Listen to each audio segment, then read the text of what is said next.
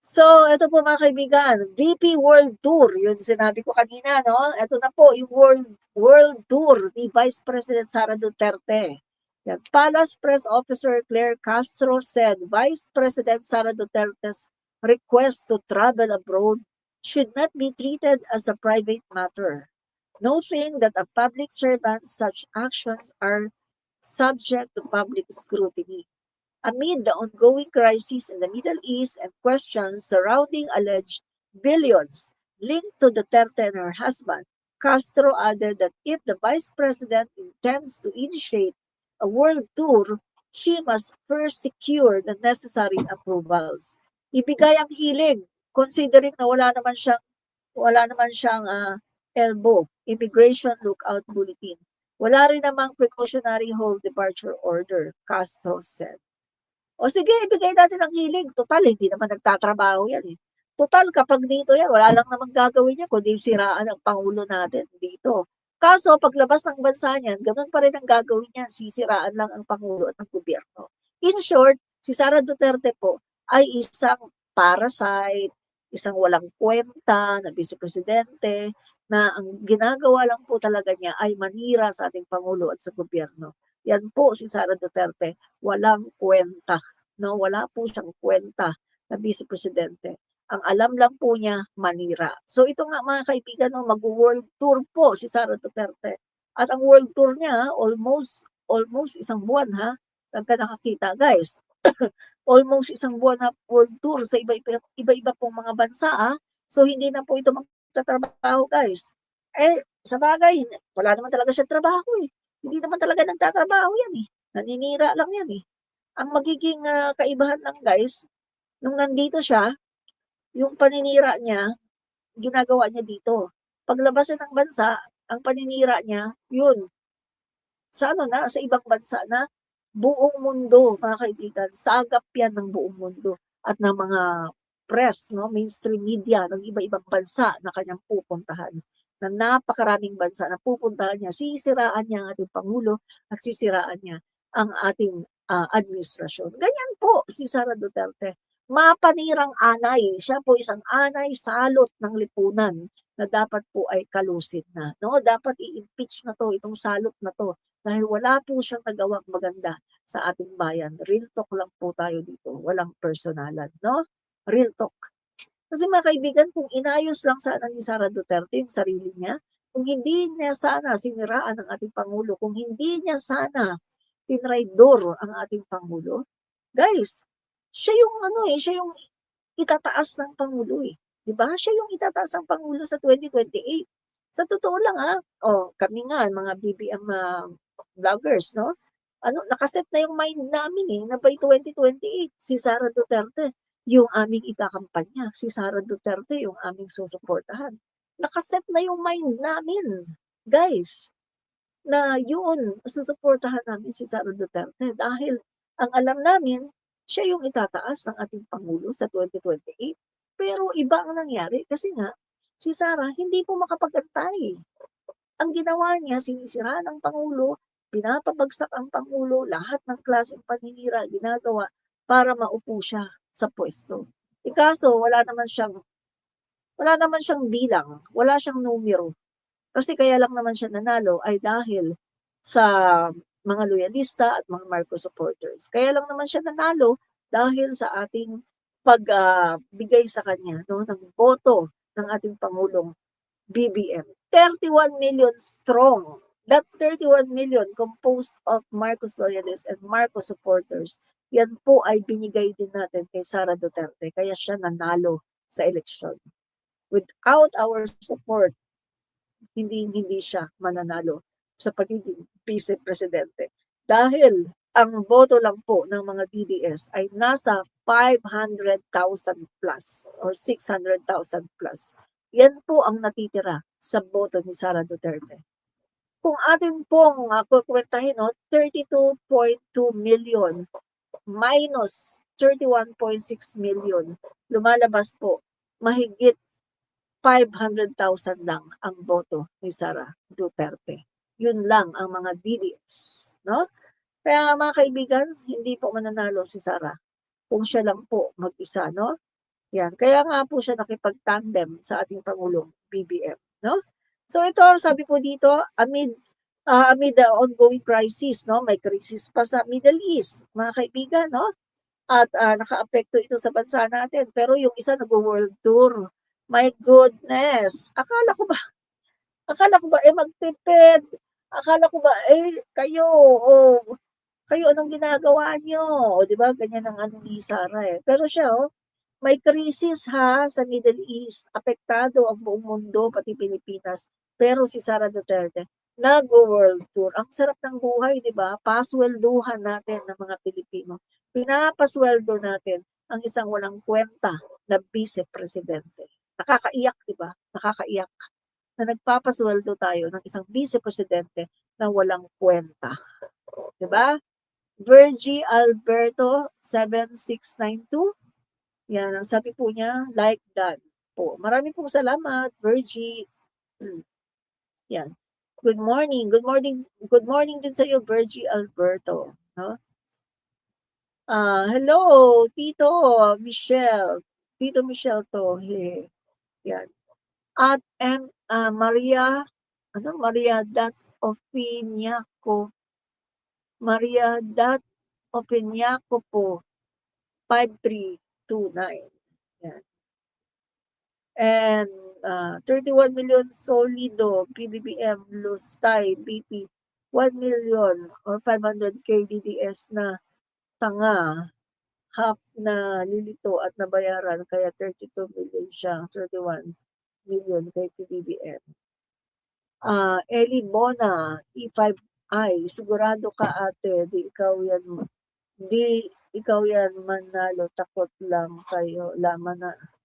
Ay sigurado po ako na hindi mananalo si Sara Duterte. Hindi siya mananalo. Wala po siyang botante.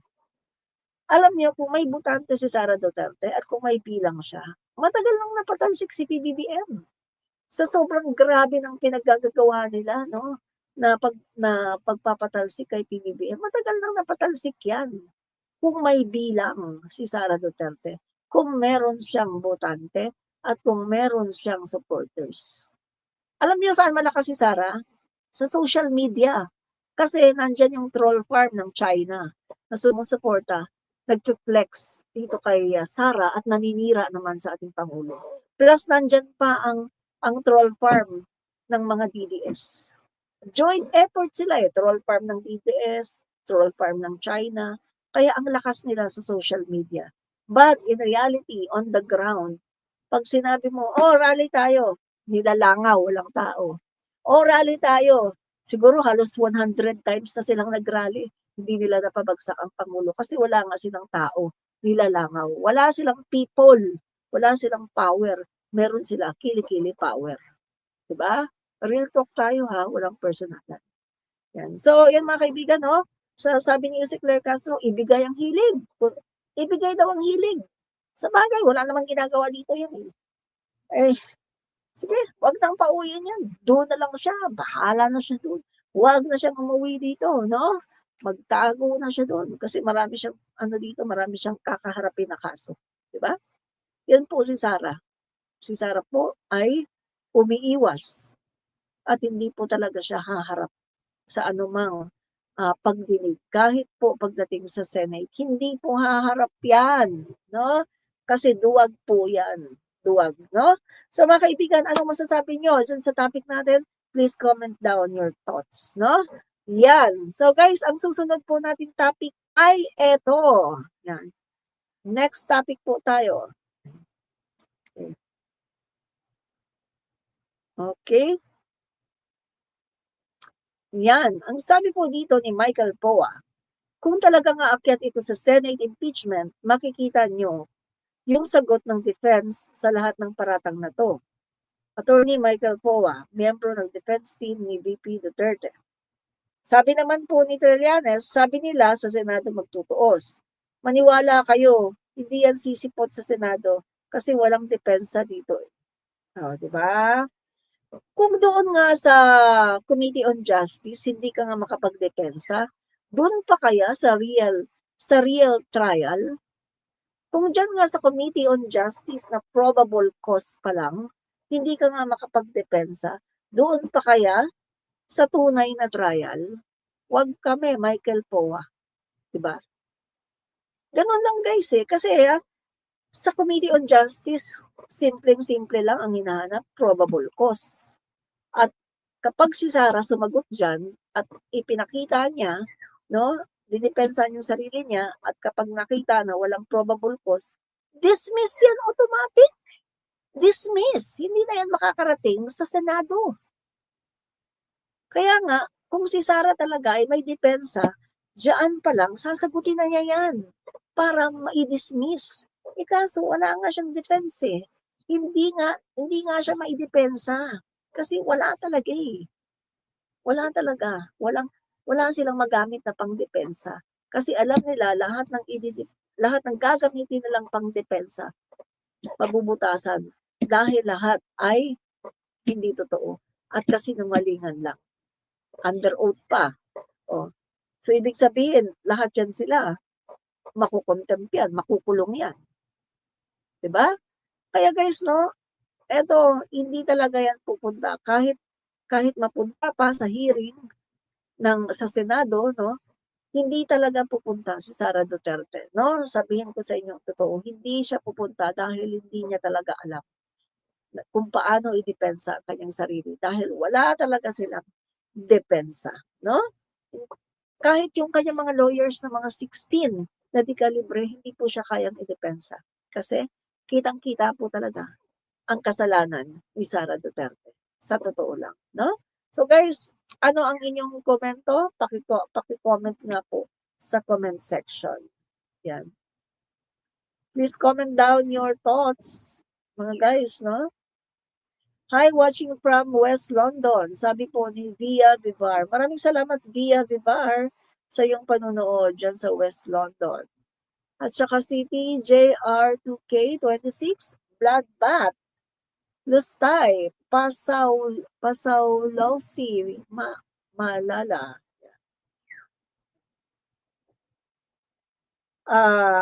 Amorita Beltran.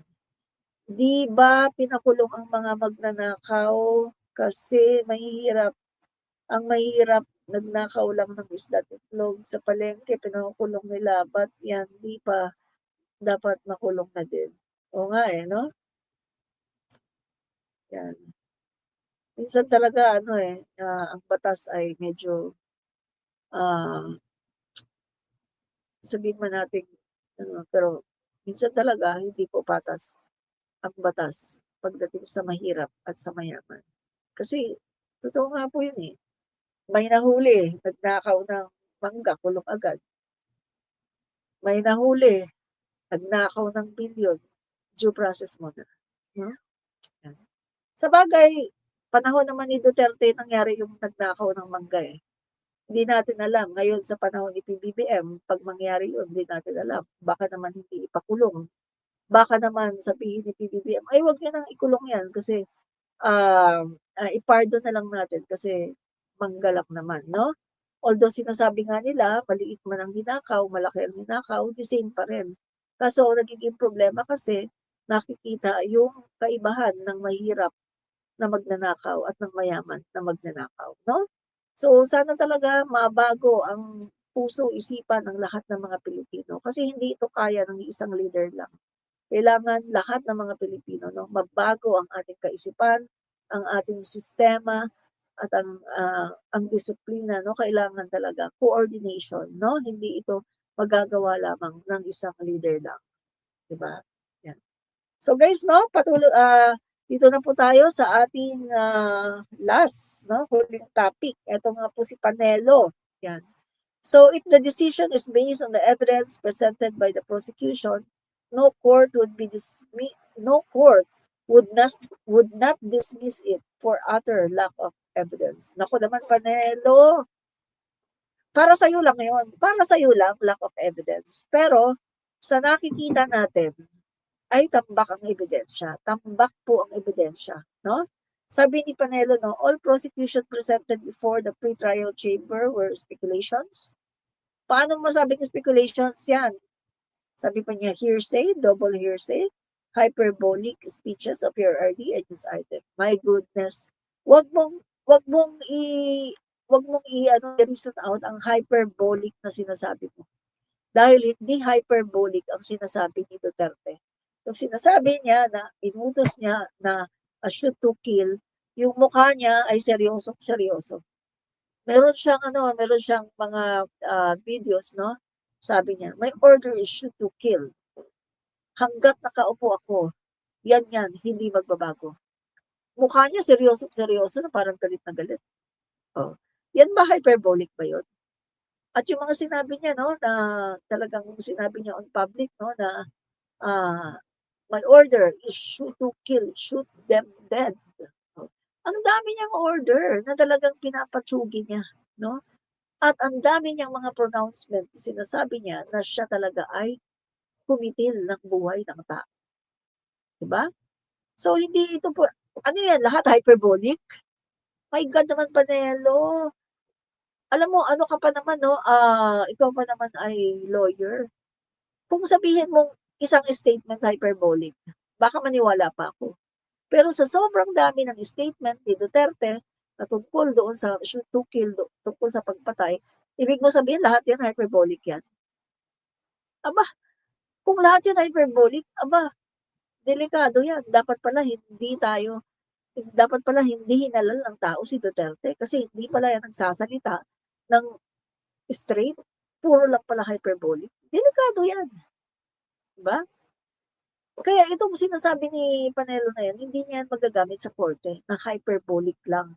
Lahat daw ng speeches. Presidente ka ng Pilipinas? Speeches mo puro hyperbolic? My God! Hindi pwedeng ganon. Kailangan totoo.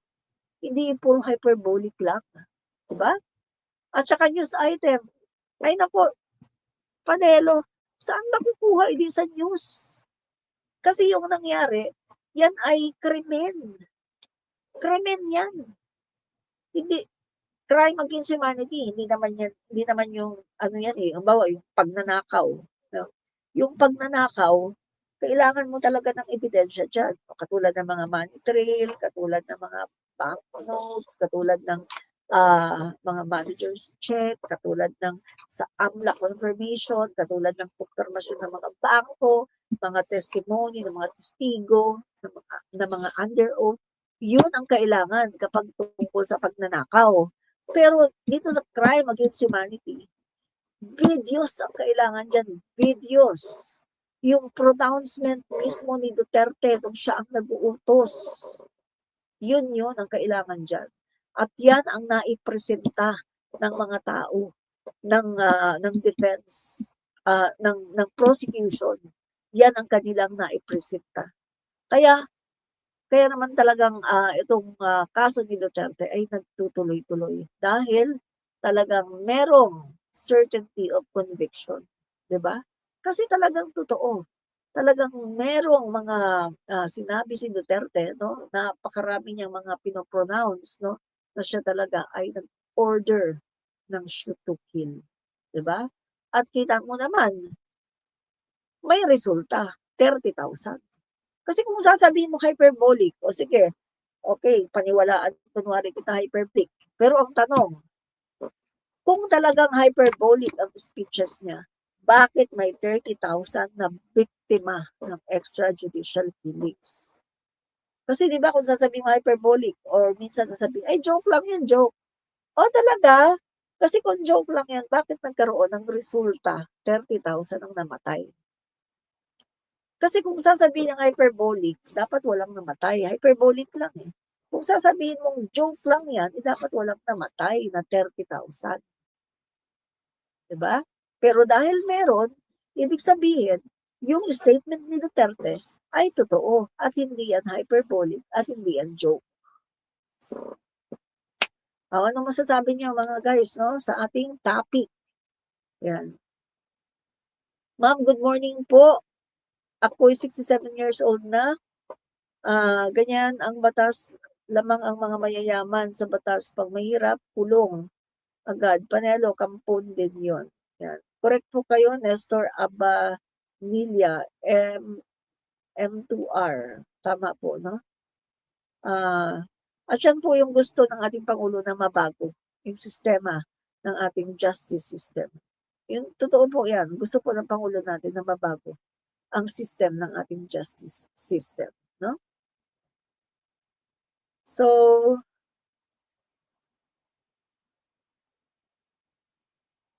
maraming pong salamat no, sa mga nanood. Ang sabi ni Virgie Alberto 7692 at Eli Bona E5I, kampon ka ng demonyo ng mga Duterte na mamatay tao, demonyo ang sanib.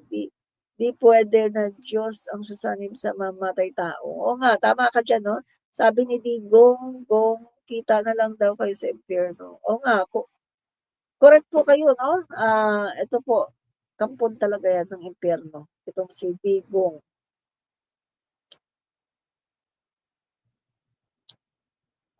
Ang sabi ni Elibona, lahat daw ng nasa kamara nakatanggap ng maleta. Alam mo yan, ate, sana magpakatotoo ka. Ate, sinungaling ka, hindi ka totoo.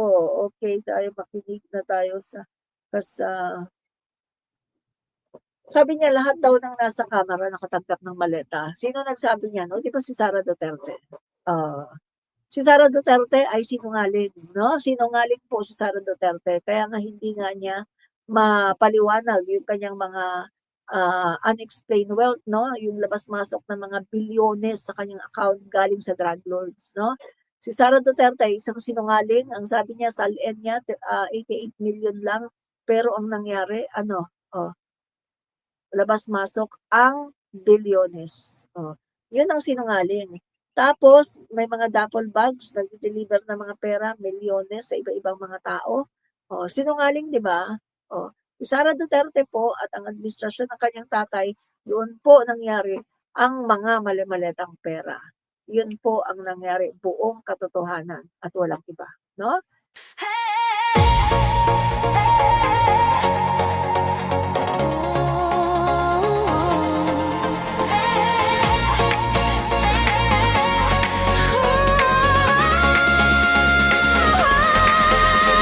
Nagabalita para sa bayan, hatid sa ating katotohanan. Sinasampal ang ebidensya, kaya peke hindi makapurma. Anti-fake news, di kalibre. Anti-corrupt, sila'y madadali. Ang boses, ang gitaong bayan, siyempre anti-clear natin yan.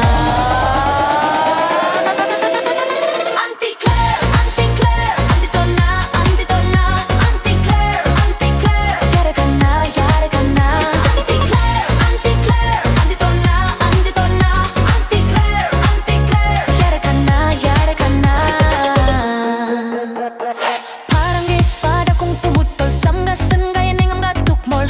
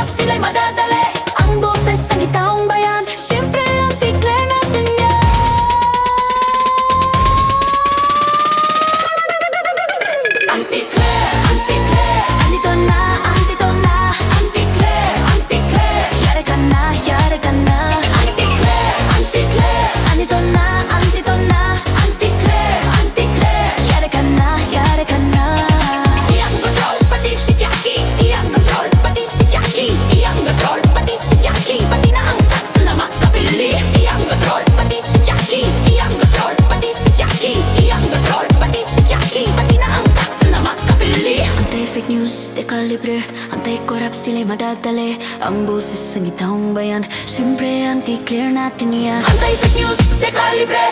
Anti-corrupt, sila'y madadali. Ang boses sa gitawang bayan,